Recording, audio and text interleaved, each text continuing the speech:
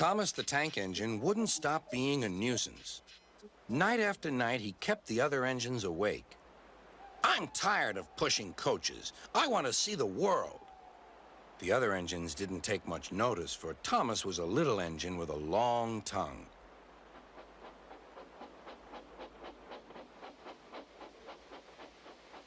But one night, Edward came to the shed.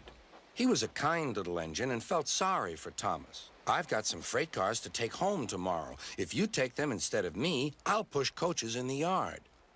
Thank you, said Thomas. That will be nice. Next morning, Edward and Thomas asked their drivers, and when they said yes, Thomas ran off happily to find freight cars.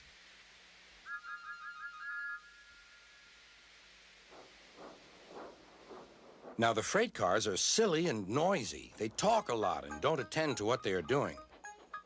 And I'm sorry to say, they play tricks on an engine who is not used to them. Edward knew all about the freight cars. He warned Thomas to be careful, but Thomas was too excited to listen.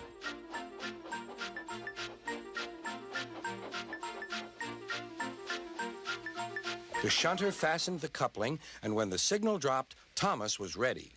The conductor blew his whistle. Beep, beep, answered Thomas and started off. But the freight cars weren't ready.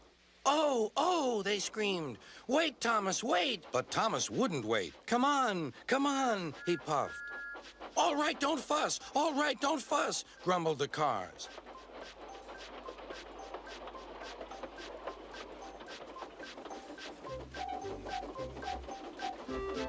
Thomas began going faster and faster. Whoosh, he whistled as he rushed through Henry's tunnel.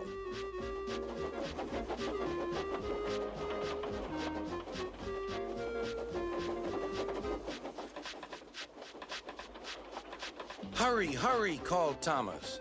He was feeling very proud of himself. But the cars grew crosser and crosser. At last, Thomas slowed down as he came to Gordon's Hill.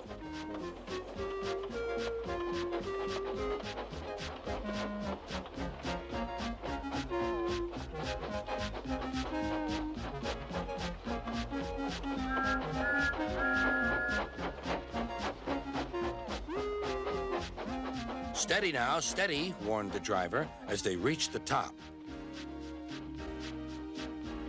He began to put on the brakes. We're stopping, called Thomas.